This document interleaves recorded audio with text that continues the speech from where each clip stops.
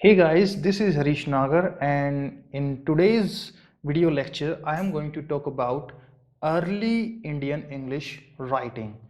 Before we talk about the advent of English in India, I would like to quote a line from Dr. Faustus, which is a play written by Christopher Marlowe. And the line is, I will have them fly to India for gold, ransack the ocean for oriental pearl. This is the line from Dr. Faustus written by Christopher Marlowe, and the lines are spoken by the central character Dr. Faustus. Now, this play was written almost in the same year as the East India Company launched a trading adventure in India.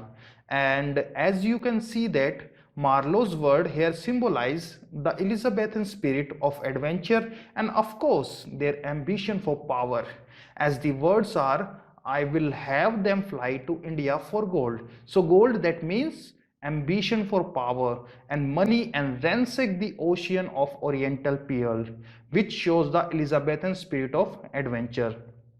Now, as we all know that the Britishers came to India primarily as traders, and East India Company charted on 31st December 1600. Finally, they started their trading centers in India, but slowly the trading organization grew into ruling power. Now, as a ruler, the company thought that it is their obligation to civilize the nation. And how to civilize the nation? Which they are going to do in the coming years. And guys, the best way to do so is to educate them. आपको पता है ये civilised करने का सबसे अच्छा तरीका है एजुकेशन. अगर हम लोगों को एडुकेट करते हैं तो हम उन लोगों को सोफेस्टिकेट बना सकते हैं. So that was the time when we have the beginning of English education in India, because now when the East India Company is thinking of ruling India, they thought of civilizing the native people. So from here we start our journey towards the early Indian English writing, and for your convenience I have divided this particular time period when English started in India. I have divided this particular time period in 6 parts. So the first part is from 1600 to 1700, that means 17th century. So as we know that English language reached India in 1600 when we have East India Company coming to India. Now when East India Company started trading in India, they saw that the people in India are savage. So according to Britishers, we all are savage. We were not civilized enough, and therefore they thought that let's educate them. Now when this education system started, there were two kinds of people. One were Anglists and the other were Orientalists. Now who are Anglists and who are Orientalists? Anglists are Britishers who supported English language and believed that we should educate Indians in English language. They believe that Indian language and people are subordinate. They are not at all good, and therefore in order to civilize Indians we need to use English language. These were called Anglists. If we talk about the other types of people are Orientalist. These were Britishers who admired Oriental culture. Now what is Oriental culture? Oriental culture is a culture of East. So we have Western culture, the culture of Europe and America, and on the other hand we have Asian culture following the Eastern culture, that is the Oriental culture. Now all these Orientalists, they admired the Oriental culture and they did not like the idea of introducing Western culture to India. Among the Orientalists, there was a man whose name was Sir William Jones. Sir William Jones was an officer of British Army and he was fascinated towards Indian past. He established Royal Asiatic Society of Bengal in 1784 in order to promote the Indian culture. And on the other hand, we have Sir Thomas Munro. Sir Thomas Munro was another officer who was extremely impressed by the Indian culture. These Orientalist people were known as Brahmanized Britons. Britons means British people. Remember this thing, guys. Brahmanized is because they are fascinated towards the Indian culture. So from Indian culture, they have taken the term Brahmanized. So they were called Brahmanized Breton or Orientalist. So now when English education was on the verge of getting implemented in India, there were two kinds of people. The one who supported English language and English education, who were known as Anglicists, and the other are who opposed it and who believe in Oriental culture, and they were called Orientalists. So this debate was going on in the first phase, that is from 1600 to 1700. Now comes the second phase, that is from 1700 to 1800. Now finally Britishers decided that they are going to educate Indians, because they were thinking that now they are going to rule it, and it's always better to rule educated people rather than ruling savage people. So they decided that they are going to invest 1 lakh rupees per year for British education, for imparting education in India. Now 1 lakh rupees look like a small amount today, but remember this thing guys, during 1700s it was a huge amount. It was like 50 crore of today's economy, equal to 1 lakh rupee of that time economy. So they decided that they are going to invest 1 lakh rupees in order to educate Indians. Now in order to educate, they not only open private schools, but they also open printing presses.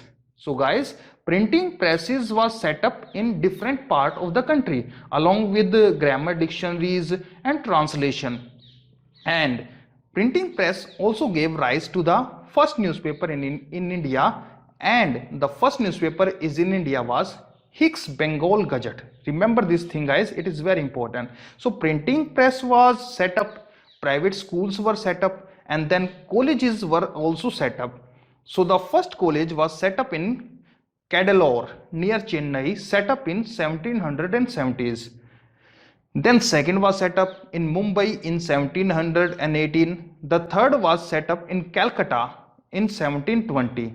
And the most important one, that is the Hindu College, or today it is known as the Presidency College, was set up in 1855. So you can see how the Britishers were eager to impart English education, and for that they did three things. Number one, they set up printing press, they set up schools, and number three, they set up colleges. Apart from that, missionaries came to India. So remember this thing guys, apart from that, missionaries also came to India during this time. And if you don't know who is missionaries, remember this thing guys, missionaries means people who have formed a religious association and they go to countries in order to convert the people of their country into their own religion. So missionaries came to India, they spread the word of Christ, and they wanted to convert Indians into Christians. So they wanted Indians to be converted to Christianity, and these missionaries set up a lot of schools in early 1800s, you can say that, which take up the third part of the lecture. The first part, remember this thing guys, the first part was 1600 to 1700, when there was a debate going between Orientalist and Anglicists. And then the second part was from 1700 to 1800, when printing press and schools and colleges were started. And the third part is from 1800 to 1850. And during this part we find that missionaries came to India and they wanted people to convert into Christianity, and a lot of schools opened by these missionaries. So for I take an example, I will tell you a simple example.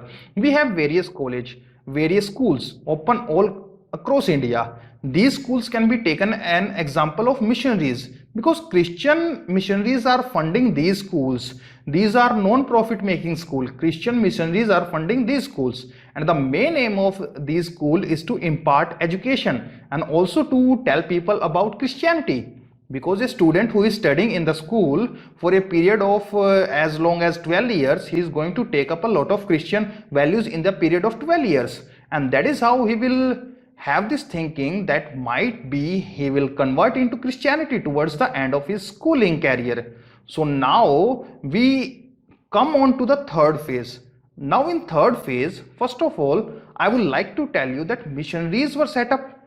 The second important thing that happened during 1800 to 1850 was Lord Macaulay. We have already heard about Macaulay in British literature also guys. I have already taught about this man, Lord Macaulay. So when I was talking about the great writer of Victorian period, I did talk about Thomas Macaulay. Thomas Babington Macaulay is also known as the father of English education, and he was there was a part of House of Commons in British. So when he was there in the Britain as an officer in the House of Commons, he said that to trade with civilized men, it is infinity for more profitable than to govern savages. So basically he emphasizes on the idea that if you want to control India, if we want to rule India, we need to civilize people, because जो savage होते हैं या जो illiterate लोग होते हैं वो बहुत जल्दी किसी भी बात से इन्फ्लुएंस होकर रॉइट्स कर देते हैं, मतलब दंगे कर सकते हैं, लड़ाई कर लेते हैं. For example, if you have seen the movie Newton, Newton में राजकुमार हिरानी को एक ऑफिसर दिखाया जाता है जो वोटिंग का काम करता है. Now when he goes to village, he sees that the villagers are so illiterate कि कोई भी उन लोगों को कहता है कि तुम एक चिन्ह पर निशान लगाना है, तुम्हें वोट देना है, तुम्हें एक चिन्ह पर निशान लगाना है तो हम तुम्हें खाना देंगे, ये सोच करके वो इंसान वोट डाल देता है. और ये ऐसे ही लोग होते हैं जो छोटी छोटी बात पे बगावत कर देते हैं, क्योंकि उन लोगों में दिमाग नहीं है, वो लोग इलिटरेट हैं. सो थॉमस मैकाउले का भी यही कहना था कि that we are ruling savages. If they are ruling illiterate people, then they are going to revolt against us. But then we need to rule civilized people because they will appreciate our efforts. And now this particular speech that he gave, he documented this, and this is known as minute on English education. Remember this thing, guys, it is really important. So Thomas Macaulay has written a minute on English education, and after this minute on English education, the process of teaching began in India in a full-fledged manner, guys. So basically Thomas Macaulay was saying that it is both necessary and possible to make the native of Indian good English scholars. And influenced by Thomas Macaulay, we have Lord William Bentinck.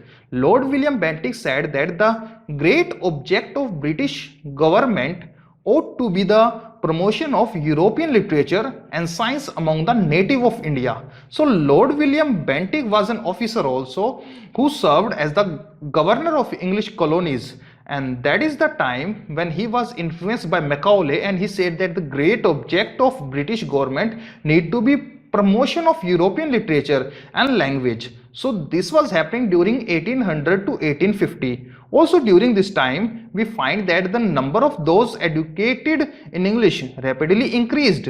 So there was a time when there was a debate going between Orientalist and Anglicist. Finally, Orientalists have lost the debate, and we have Anglicists who dominated the English culture in the Indian nation, and they said that we are going to promote English education and we are going to teach people in English language. So this all started during 1800 to 1850. Now we come on to the fourth phase, that is from 1850 to 1900. During this period, we find that 32,000 English books were sold in India as against 1800 native Indian language book. So Indian language में जो books थी वो तो सिर्फ 18,000 ही बिकी, but English speaking बहुत ज्यादा dominant हो गया था कि 32,000 English book were sold in India. So we finally have the beginning of the Indian writing in English when we have people who not only learn how to read and speak but also learn how to write. So this was a time when people started writing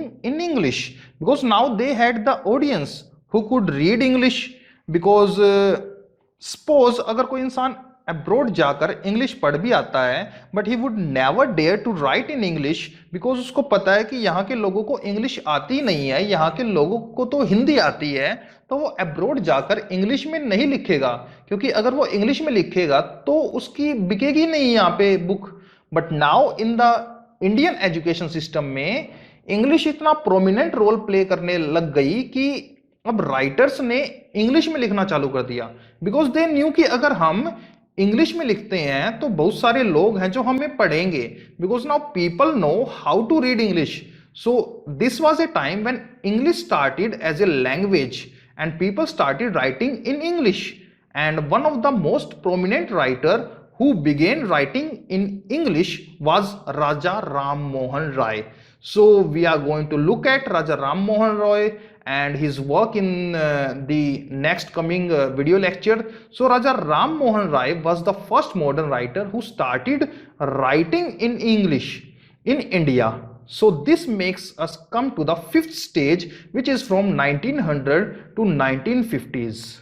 So remember this thing, guys. Now this was a time period when nationalist movement was rising.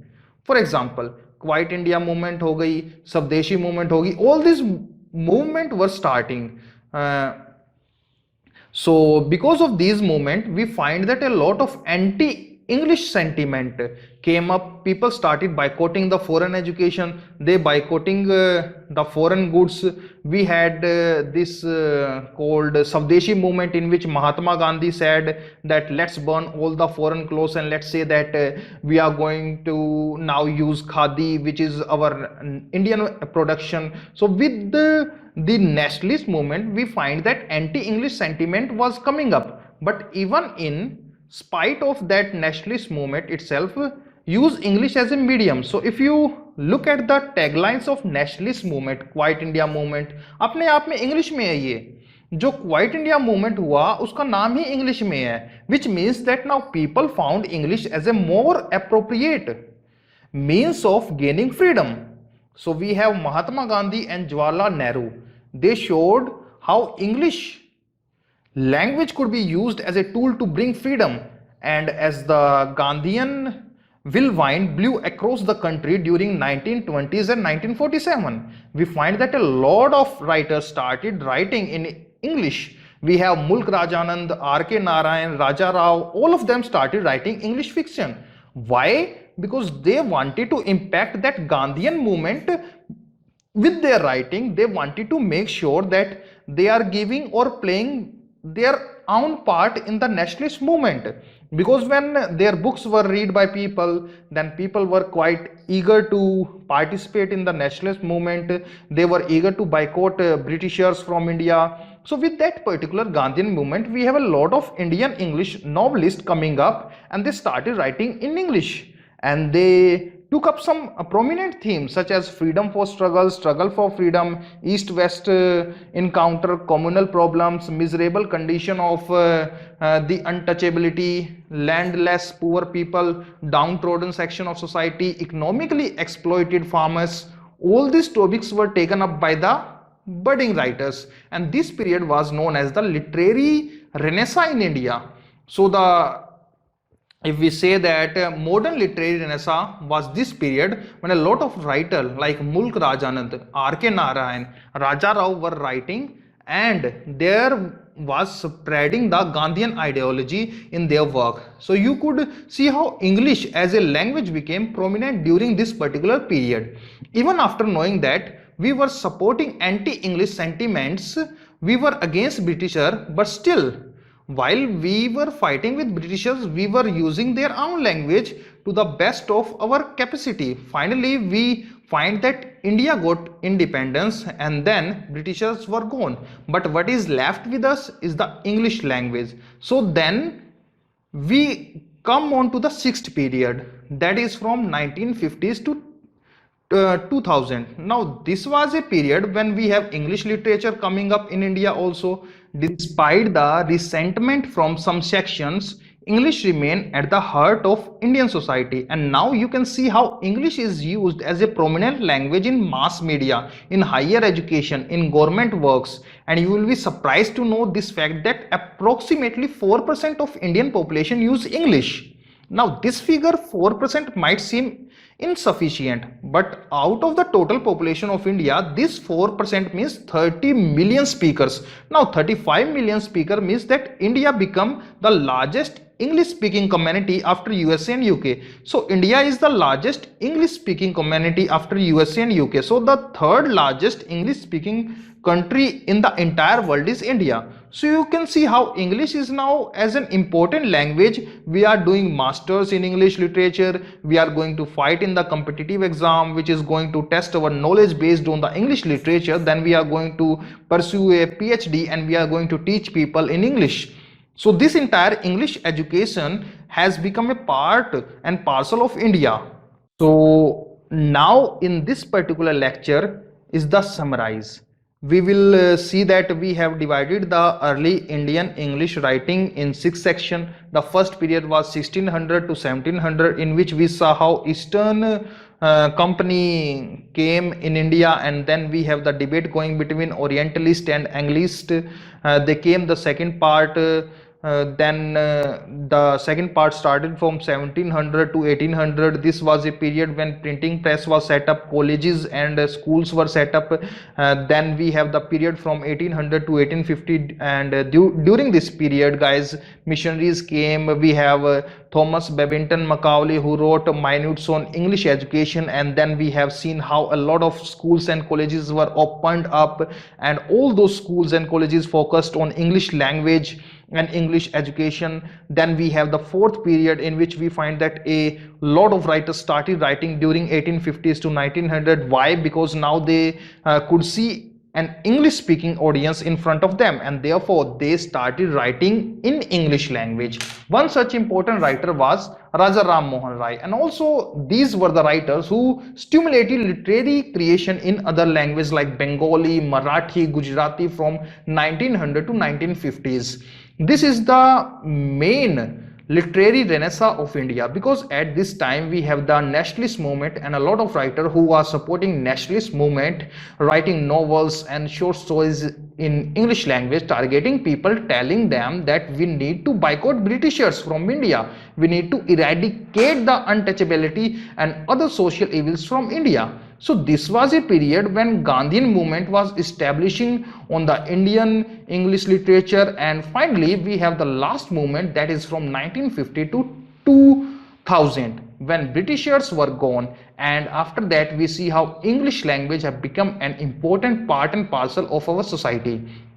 So hope guys you understand my video lecture. So that's it for this video lecture, and we will meet soon in the next video lecture. Thank you.